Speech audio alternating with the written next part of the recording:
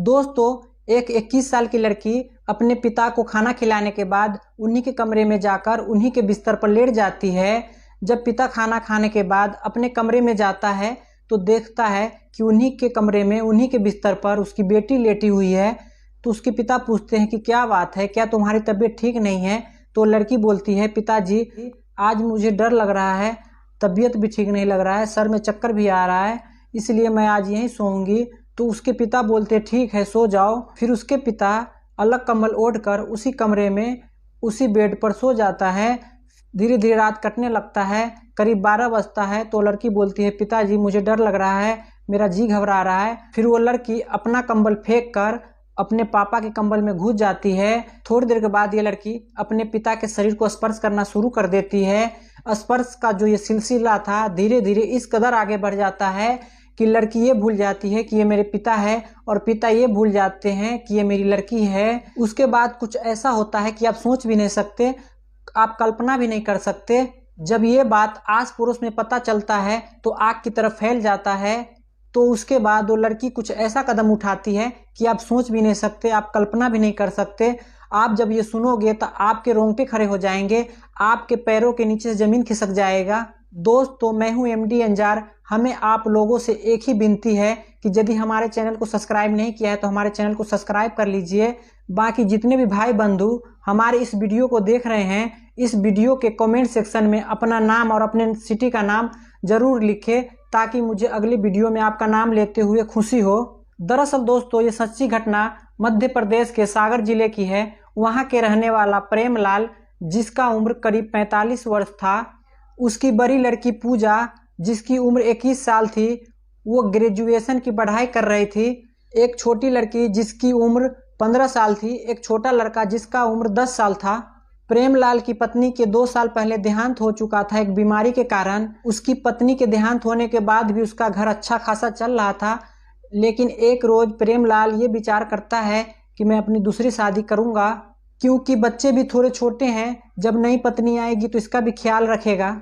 जब ये बात उसकी बड़ी बेटी को पता चलती है कि मेरे पिता दूसरी शादी करने जा रहे हैं तो उसकी बेटी सोच में पड़ जाती है और ये सोचती है कि जो दूसरी माँ आएगी वो कैसी निकलेगी, हम सबका ख्याल रख पाएगी या नहीं रख पाएगी, या मारेगी या डांटेगी। ये सब बातें उसके मन में आ रही थी। फिर एक रोज वो स्कूल जाती है, ये बात अपने सहेलियों को बोलती है कि मेरे पिता दूसरे शादी करना चाहते हैं। उसे लग रहा है कि हमारे जो बच्चे हैं वो बहुत छोटे हैं, इसलिए मुझे दूसरी शादी कर लेनी चाहिए। तो उसकी जो सहेली थी वो बताती है कि देखो, तुम्हारे जो पिता है वो तुम्हें या तुम्हारे बच्चे से चिंतित नहीं है, वो सिर्फ अपने शारीरिक हवस मिटाने के लिए वो शादी करना चाहते हैं। फिर उनकी सहेली कहती है कि क्यों न तुम अपने पिता के साथ हम बिस्तर हो जाओ, उनकी भी शारीरिक भूख मिट जाएगी और वो दूसरी शादी भी नहीं करेंगे। अब ये बात उस लड़की के मन में बैठ जाती है। स्कूल छुट्टी होने के बाद वो अपने घर आती है। घर आने के बाद अपने पिता को खाना खिलाती है। खाना खिलाने के बाद उन्हीं के कमरे में जाकर उन्हीं के बिस्तर पर लेट जाती है। जब उसके पिता खाना खा लेते हैं, खाना खाने के बाद थोड़े ड्रिंक भी कर लेते हैं, उसके बाद वो अपने कमरे में जाते हैं तो कमरे में देखते हैं उन्हीं के कमरे में उन्हीं के बिस्तर पर उसकी लड़की लेटी हुई है, उनकी बेटी लेटी हुई है। तो वो पूछते हैं कि क्या बात है, क्या तुम्हारी तबीयत ठीक नहीं है? तो लड़की बोलती है कि पिताजी मेरा तबीयत भी ठीक नहीं है और मुझे चक्कर आ रहा है और मुझे डर भी लग रहा है, इसलिए मैं आज यहीं सोऊंगी। तो उसके पिता कहते हैं ठीक है सो जाओ। उसके बाद उसके पिता अलग कंबल लेकर उसी बेड पर उसी बिस्तर पर लेट जाते हैं। लेटने के बाद धीरे धीरे रात बीतता है, करीब 12 बजता है।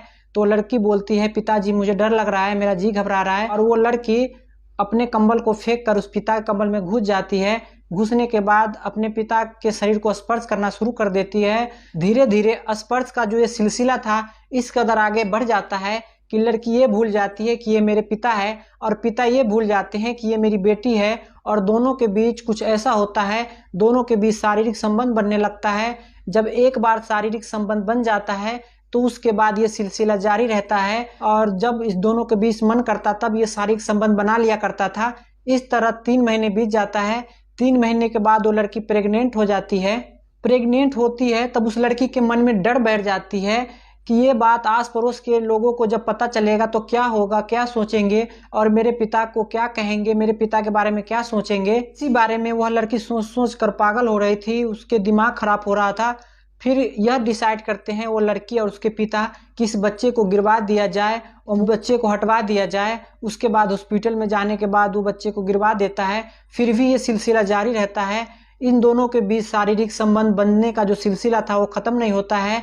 उसके बाद इसकी भनक आस पड़ोस के लोगों को पता चलता है। दोनों की अवैध संबंध का बात आस पड़ोस के लोगों को पता चलता है कि ये दोनों के बीच ऐसे ऐसे चल रहा है, ऐसे ऐसे गलत संबंध चल रहा है। जब ये बात उस लड़की के कान तक जाती है कि आस पड़ोस के आदमी को भी पता चल गया है कि हम दोनों के बीच अवैध संबंध है, तो लड़की ये निश्चय करती है कि फांसी लगाकर अपनी जान दे दूंगी। फिर वो लड़की फांसी लगाकर अपनी जान दे देती है। जब ये बात आस पड़ोस के लोगों को पता चलता है कि लड़की फांसी लगाकर अपनी जान दे दी है, तब आस पड़ोस के लोग पुलिस को फोन कर देता है। पुलिस भी मौके पर पहुंच जाता है। पुलिस पहुंचता है तो उस लाश को हिरासत में ले लेता है। फिर उसके पिता से पूछताछ करने लगता है। फिर मामला निकल कर आता है कि पिता का अपने ही सगी बेटी से अवैध संबंध था। बेटी अपने पिता को इज्जत बचाने के लिए आत्महत्या कर ली है। तो दोस्तों पुलिस प्रेमलाल को जेल में भेज देता है। दोस्तों इस घटना के बारे में आपको क्या कहना है? अपना राय इस वीडियो के कमेंट सेक्शन में जरूर लिखिए।